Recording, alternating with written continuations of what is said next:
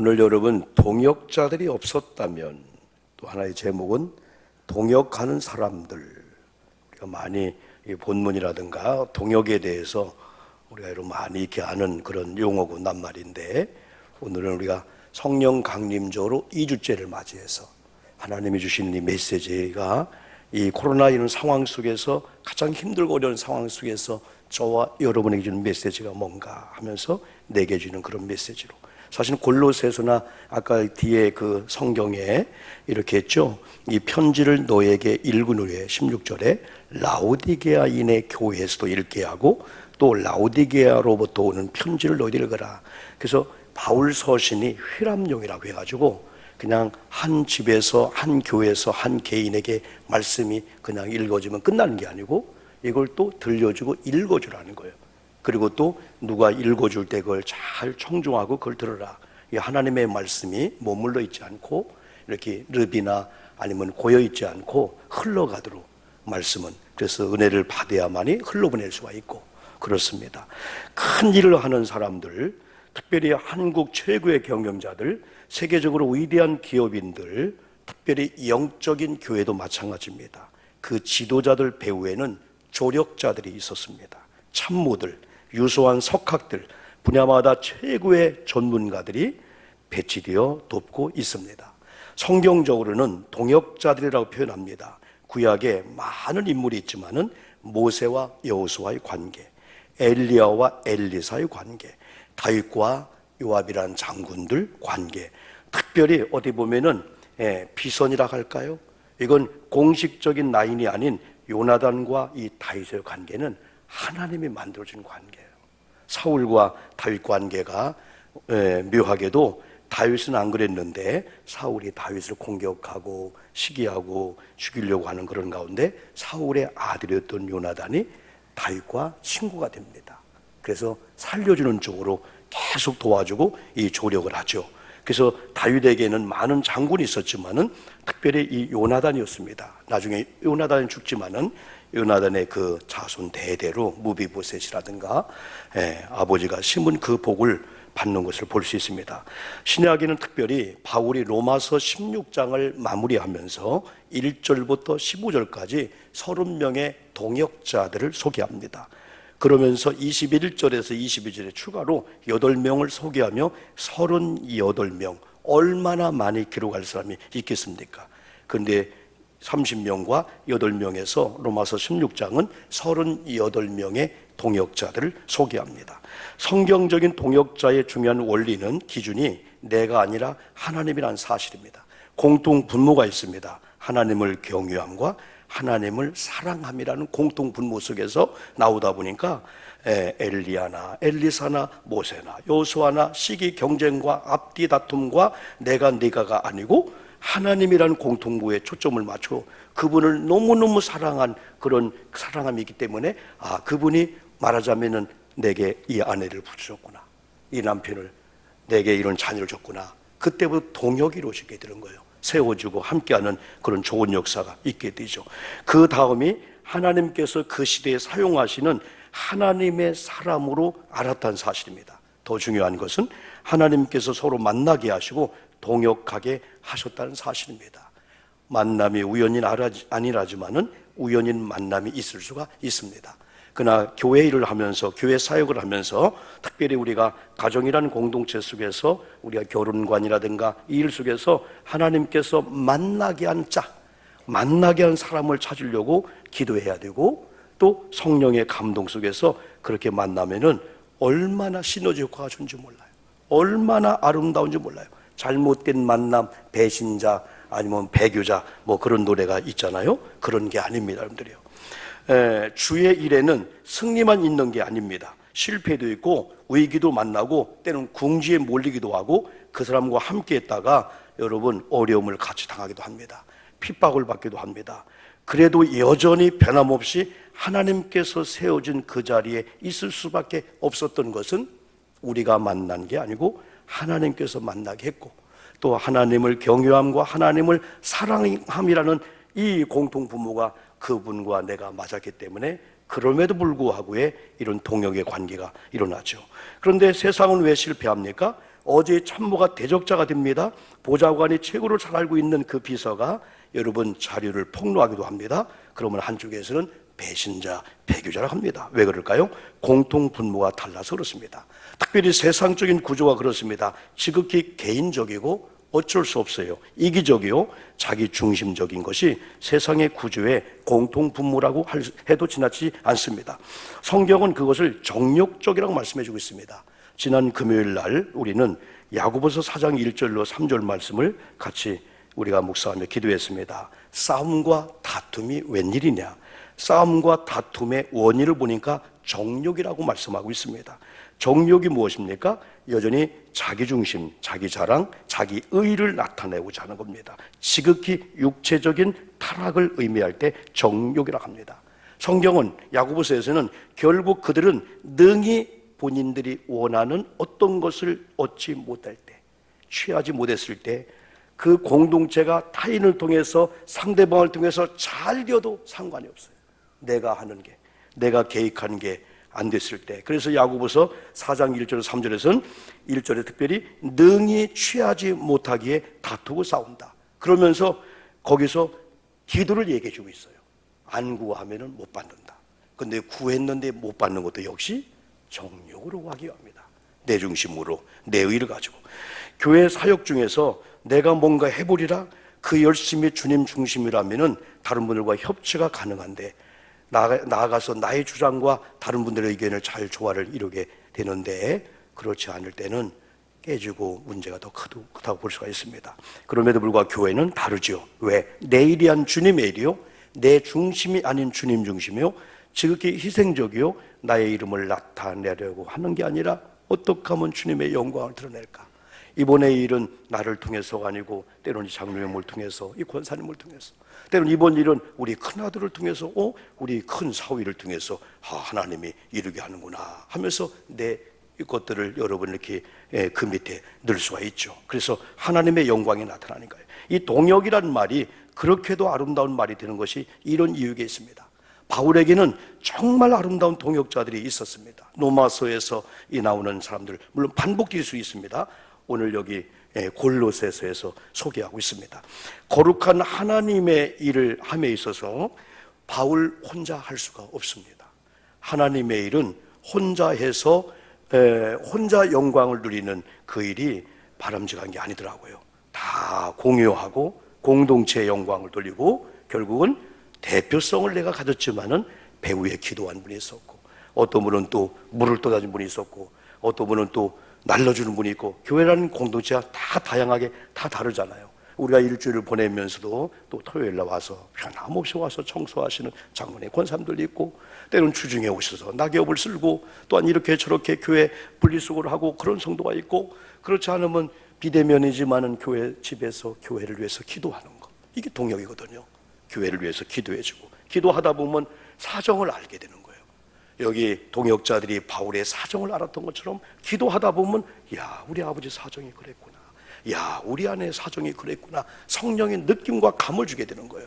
이게 기도에도 이게 다 동역이죠. 우리가 꼭 대면에서만 하는 게 아니고, 우리가 대면하지 않지만 얼마든지 마음으로 협력할 수가 있고, 기도를 응원할 수가 있고, 다 그렇습니다.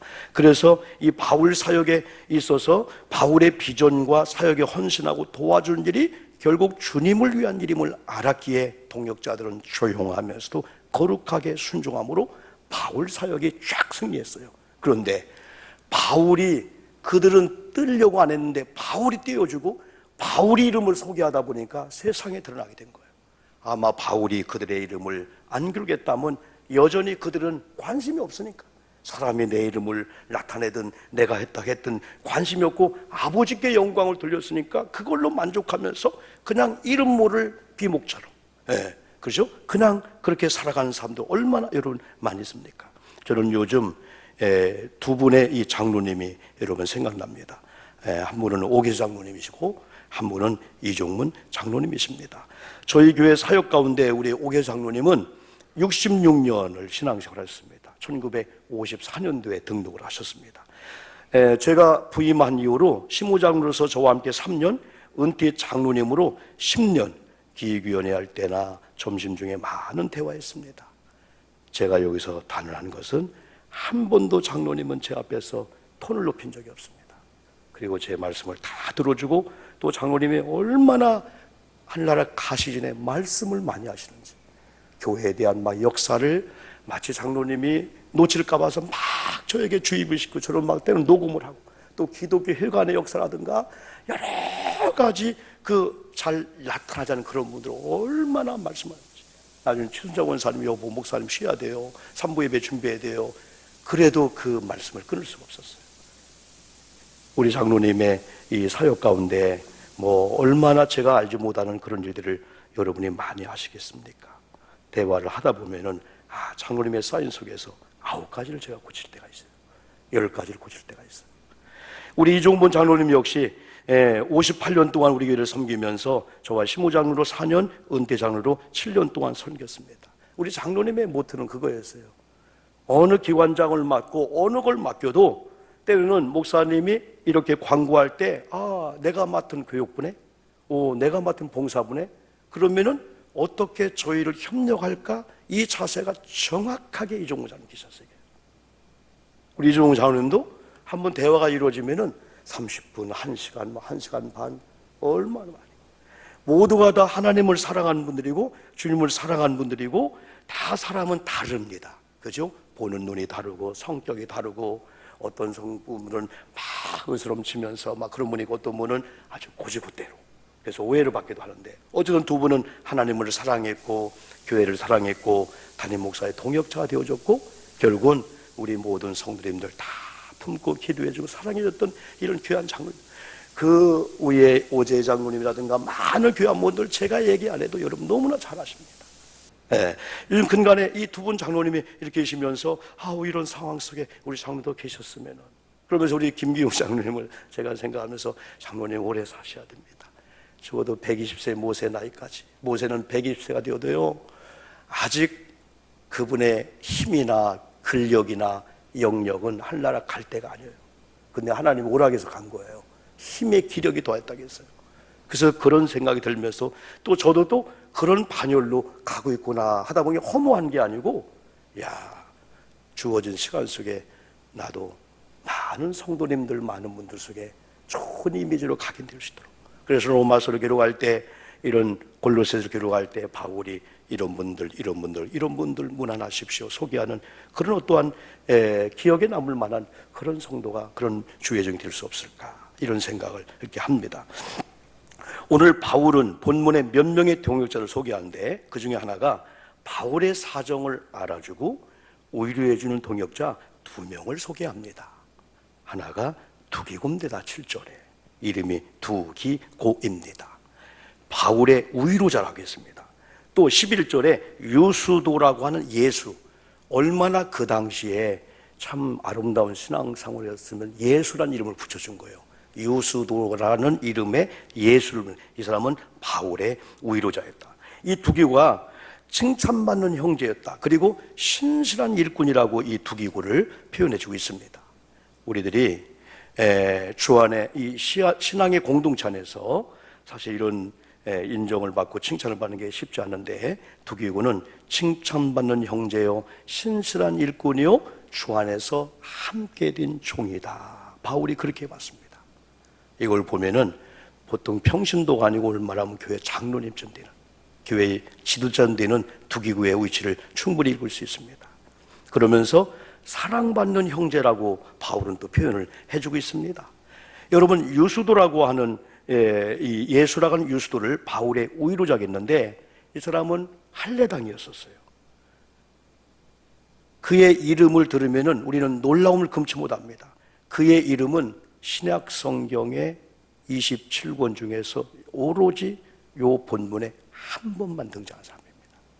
희귀한 사람이죠. 골로새 교인들에게 바울이 뭔가 중재의 편지, 사랑의 메시지를 보낼 때 이 유수도를 넣고 싶었던 거예요. 한 번 나와 성경에, 수많은 성경의 인물 가운데 이렇게요. 그래서 유수도라는 예수라고 이름을 불릴 정도로 교회 또한 동역, 이런 신앙, 그리고 많은 성도의 사랑을 받은 이런 유수도의 모습을 보여줍니다. 두 번째는 바울의 감옥과 연관된 동역자를 두 명을 소개하고 있습니다. 9절에 오네시모입니다. 그리고 10절에 아리스다고와 마가, 바나바의 생질을 하겠습니다. 바울이 복음 때문에 갇혔고 복음 때문에 갇힌 바울과 감옥과 연관된 자, 멀리하고 도망간 자가 아니라 와서 위로해주고 심지어는 같이 감옥에 갇히기도 하고 그래 어려움을 같이 했던 이 두 명의 동역자를 소개합니다. 그 중에 오네시모를 가리켜서 신실한 동역자라고 합니다. 신실한 건 참 귀한 믿음, 신실, 착함, 충성이 다 여기에 포함된다고 볼 수 있습니다. 오네시모에 대해서는 빌레몬이라고 하는 한 장이 있는 신약의 빌레몬이라는 책에 그 빌레몬과 오네시모가 등장하고 있어요. 특별히 이 빌레몬은 부자였고 빌레몬이 얼마나 하나님을 사랑했는지 자기의 집을 교회로 빌려줄 정도로. 그래서 골로새 교회는 사실 빌레몬의 집이었습니다. 빌레몬의 집이 골로새 교회였고 골로새 교회가 빌레몬의 집이었습니다. 이런 빌레몬이 부자였기 때문에 노예가 하나 있었는데 그 노예가 누구냐면 오네시모였습니다. 빌레몬서 2절에 보면은 내 집안에 있는 교회라고 표현했고 그리고 빌레몬의 이 집에 노예로 오네시모가 여러분 일을 했던 것을 볼 수 있습니다. 바울이 살던 시대는 노예 시대입니다. 노예로 한번 사오면은 종입니다. 그냥 그 주권과 권한이 주인에게 다 위임되게 되는 겁니다. 그럼에도 불구하고 빌레몬은 하나님을 사랑하는 사람이기 때문에 함부로 하지 않았어요. 성경의 역사를 보면은 자기가 돈으로 사와서 함부로 할 수 있지만은 그 빌레몬은 그 오네시모란 그 종에 대해서 노예에 대해서 아주 관대한 사랑으로 대했습니다. 주님의 모습을 보게 된 것이 여러분요. 이럼에도 불구하고 오네시모가 어찌하다가 나쁜 마음을 먹고 빌레몬의 재산을 훔칩니다. 한 번, 두 번 계속 훔칩니다. 그러다 들킵니다. 그러다가 골로새에서 한 1000마일쯤, 1000마일, 1.6km가 1마일이니까 로마로 도망을 갑니다. 그런데 로마에 가서 잡혀가지고 감옥에 들어가는데 공교롭게도 바울이 1차 투옥된 옥중서신 내기를 썼잖아요. 옥중서신을 썼던 바로 로마 감옥에 오네시모가 만나게 되는 거예요. 이야, 이 만남이라는 게 여기서 결국은 오네시모가요 바울을 통해서 하나님 경외함을 배우고 내 주인을 사랑해야 된다. 네 주인은 너를 노예로 취급하지 않고 너에게 관대한 사랑을 베푸는데 너는 반대로 노예로서 그렇게 주인을 훔치고 그래. 그러면서 거기서요 변화가 되게 되는 거예요. 그러면서 바울이 옥중에서 빌레몬서를 기록하는 겁니다. 빌레몬이요, 오네시모의 이름 뜻이 뭔지 아십니까? 유익을 주는 자인데 지금까지는 불이익을 주고 당신에게 해를 줬는데 이가 감옥에서 예수를 만났어요. 하나님을 만났어요. 그러면서 빌레몬서가 중재의 편지라고 할 수가 있어요. 오네시모를 돌려보낼 테니까 오네시모는 변화되었습니다. 옛날 오네시모가 아닙니다. 원래 이름대로 유용하고 유익을 주는 자입니다 하면서 빌레몬에게 여러분 보냅니다. 네, 바울은 어떻게 보면 이것조차도 내가 했다가 아니고 하나님께서 오네시모를 만나게 했고 하나님의 은혜로 오네시모가 변화되었고 다시 빌레몬과 이렇게 해결되고 하나 되는 그런 좋은 일조차도 바울은 공로를 하나님께 돌리면서 그러면서 그 배후에는 빌레몬이요 내가 변화시킨 게 아닙니다. 하나님이 나를 통해서 오네시모를 만나게 했고 변화시켰기 때문에 나란 이름을 들춰내지 말고 하나님께 영광을 돌리세요라고 하는 그 오네시모에게 또 빌레몬에게 바울에게 그런 마음들을 또 소개합니다. 여러분 아리스타고와 이 마가라고 하는 이 사람은요 특별히 여기 마가는 바울과 어떤 관계인가를 사도행전 시대 보면은 훨씬 전에 사도행 15장 36절부터 2차 전도 여행이 이루어집니다. 그러니까 사도행전은 28장까지인데 1장부터 12장까지는 성령이 임하면서 베드로를 중심으로 이루어지는데 13장에 안디옥 교회에 바울과 바나바를 선교사로 파송하면서 28장까지는 바울이 중심이 되는 거예요.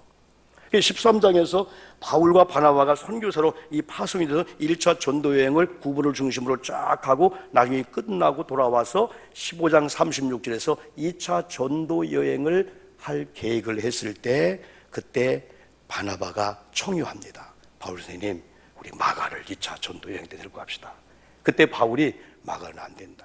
우리가 1차 전도에 행한 곳을 다시 돌아가면서 어떻게 심은 대로 복음이 잘 열매 맺고 교회가 정상 돌아가나 그걸 확인하는데 막아는 안 된다. 그때 바나바, 마가가 다투게 되는 거예요. 바울이 다투어요. 그래서 바나바는 바울은 실라와 함께, 마가와 함께 바나바는 다른 길로 전도하러 가게 되는 거예요. 그 이유를 보니까 사도행전 13장에 밤빌리아 사건이 하나 있었어요. 이 밤빌리아 사건, 이 밤빌리아라는 이 지역에 갔을 때 바울의 사역 중에서 마가가 거역하기 시작했어요. 순종하지 않았어요. 어떤 이유인지 모르지만은 마가는 바울을 떠나갔습니다. 그걸로 바울은 단호하게 아니야. 그가 변화될 때까지, 그가 하나님 앞에 완전히 돌아올 때까지. 그러면서 한참 지난 후에 골로새서를 쓸 때 바울이 골로새 교인들에게 마가를 기억하십시오.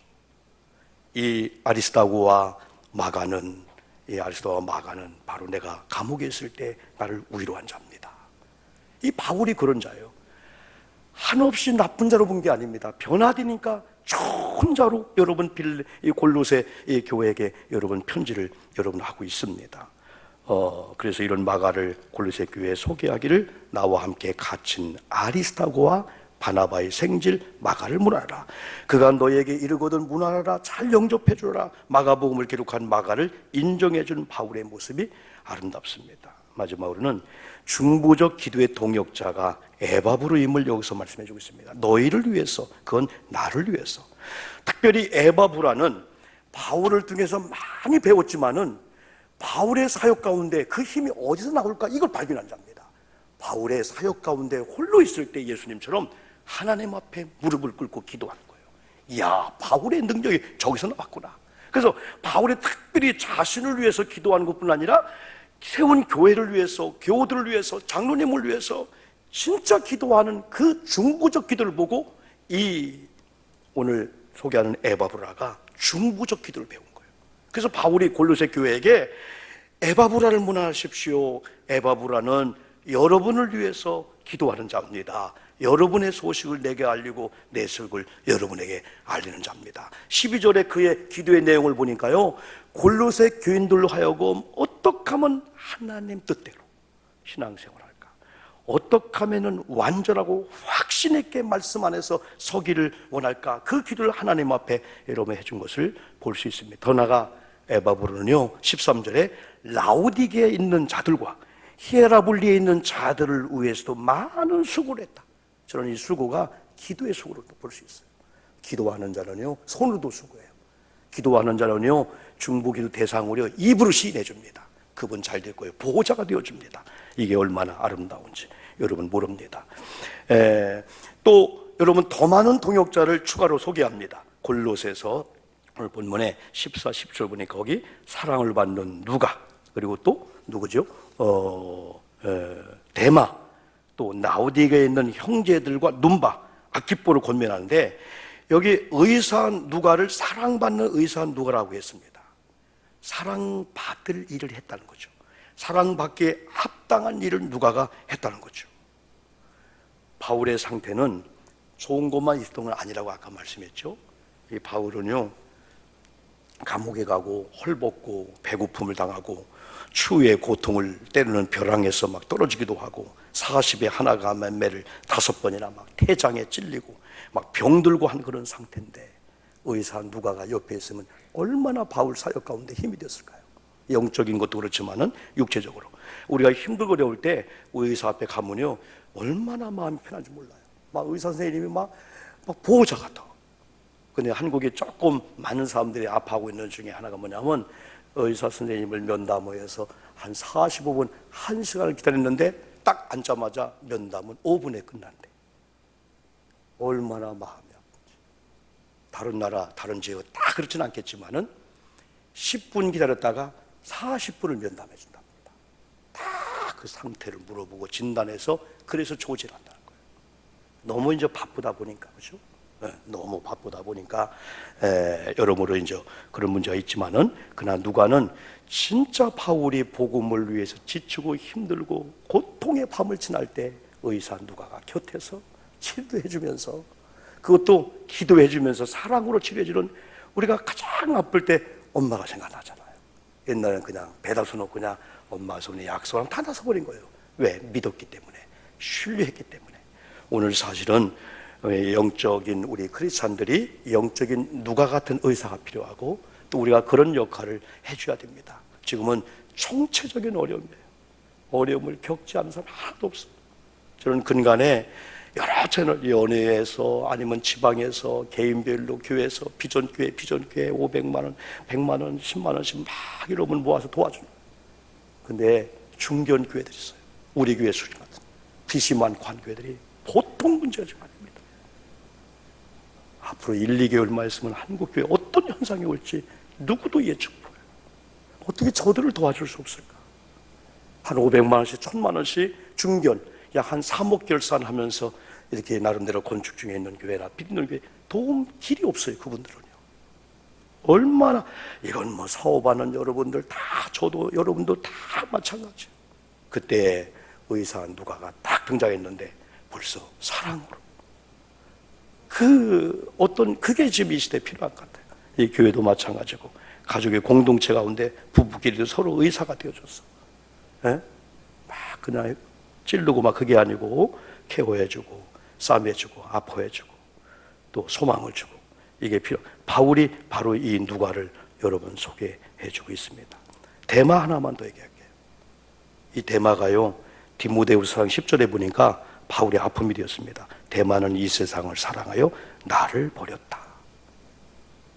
이렇게 잘하다가도 버리기도 하고, 버리다가도 돌아오기도 하는데, 이런 대마를 여기 골로새 교회에 소개하면서 그들을 여러분 동역자라고 칭찬해주고 여러분 있습니다. 라오디게아에 있는 형제들과 눈바라는 여인도 자기 집을 교회로 내어줄 정도로 바울 사역에 큰 동역자가 됐습니다. 그러면서 아키뽀를 권면합니다. 주 안에서 받은 직분을 삼가 이루라고 하라. 누구에게요? 아키뽀에게. 그러면서 마지막 18절에서 나 바울은 친필로 문안하노니 내가 매인 것을 생각하라. 아, 옥중에서 쓰는 서신이구나. 이 글을 읽다가 마지막에 이야, 이 바울이 이걸 옥중에 썼어요. 아마 감동이 더 될 거예요. 이야, 이건 메시지구나. 이건 의로구나. 이건 하나님의 말씀이구나. 세상에 수많은 사람을 여러분이 우리가 이렇게 자문을 구했어요. 다 쓸데없는 걸 여기는 거예요. 오직 하나님께서 바울을 통해 주시는 이 메시지가 소망이고 이게 힘이고 나를 살릴 메시지다. 바로 이걸 받을 수밖에 없죠. 왜? 나를 생각하는데 내가 매인 걸 지금 감옥에서 여러분에게 친필로 이렇게 편지 쓰는 것을 기억하고 이걸 읽어달라는 거죠. 얼마나 이 말씀이 귀중하냐 이 말씀이죠. 그러면서 마지막 은혜가 너에게 있을지어다. 우리가 항상 옥중 선신을 볼 때마다 옥 밖에 있는 분이 옥 안에 있는 사람을 오히려해야 되는데 옥 안에 있는 사람이 옥 밖에 있는 사람을 오히려해 주는 걸 보면은 이 영적인 가침이라고 하는 것은, 육체의 가침이라고 하는 것은 영적으로 가둘 수가 없구나. 그리고 복음을 위해서 하나님의 거룩한 일을 하다 손해를 보고 억울함을 당하고 이렇게 가난하고 여러분 지치고 힘든다 할지라도 주님을 위해서라면 살아계신 하나님께서 반드시 나를 통해서 내 남편을 통해서 우리 교회를 통해서 신문대로 거두게 하는 그 주님께서 언젠가 상상 그 이상의 축복을 되어 있을 거다라고 할 때 우리는 현재 이런 고통과 이 고난을 어떻게 보면 또 즐길 수 있어요. 그리고 나중에 간증거리가 될 거다. 간증은 아무나 할 수 있지만은 특별한 간증은 아무나 못 하더라고요. 사경을 넘은 사람들, 어떻게 저 사업장이, 어떻게 저 가정이, 어떻게 건강이, 어떻게 저렇게 깨진 관계 속에서 이야 하나님의 은혜였구나. 사랑하는 성도 여러분, 하나님은 목석이 아닙니다. 죽으신 하나님이 아닙니다. 지금도 불꽃 같은 눈을 가지고 우리의 일거수일투를 살펴보시는 심판주 재판장으로 보는 게 아니고 아버지 하나님으로, 사랑의 하나님, 좋으신 아버지로 우리를 보시기 때문에 조금만 하나님은 버텨라, 조금만 기도의 자리로, 조금만 예배 자리로, 조금만 사랑을 받는 누가처럼 그런 자리에 내가 있어서 내 아내를, 네 남편을, 아파하고 있는 이 주변의 사람들을 치료해주고 희망을 주고 소망을 줘라. 그러면 너는 내가 책임지마 라고 하는 하나님의 음성을 여러분 마음으로, 가슴으로, 영으로 들으시면서 우리가 6월 14일입니다. 이제 6월도 보름 남았습니다.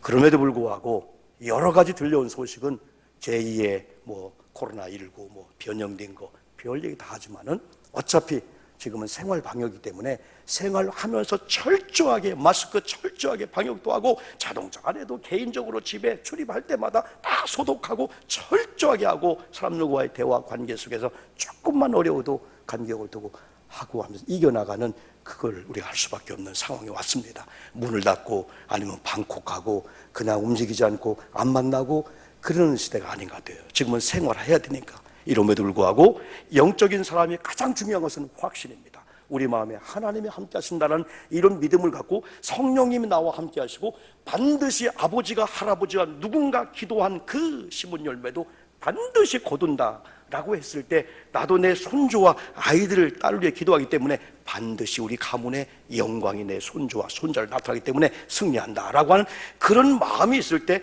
우리가 일어나자, 얘들아 힘을 내자 하면서 소망을 주고 힘을 줄 수 있는데, 오늘 여러분 우리 교회 역사 속에서 성경의 역사 속에서 오늘까지도 그랬지만은 오늘 이후로 저와 여러분들이 더 말씀 안에 바로 서서 우리의 이름들이 다 드러내고 하나님이 정말 귀하게 보실 만한 그런 아주 믿음의 이런 헌신자 동역자들 다 되시기를 주님의 이름으로 축복합니다.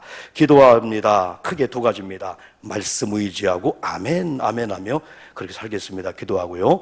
여러분, 두 번째는요, 아픈 상태, 힘들고 어려운 상태를 짧은 시간에 하나님 이 밤에 이 시간에 치료해 주시옵소서, 그런 기도하며 봉헌하겠습니다. 기도합니다. 하나님 고맙습니다.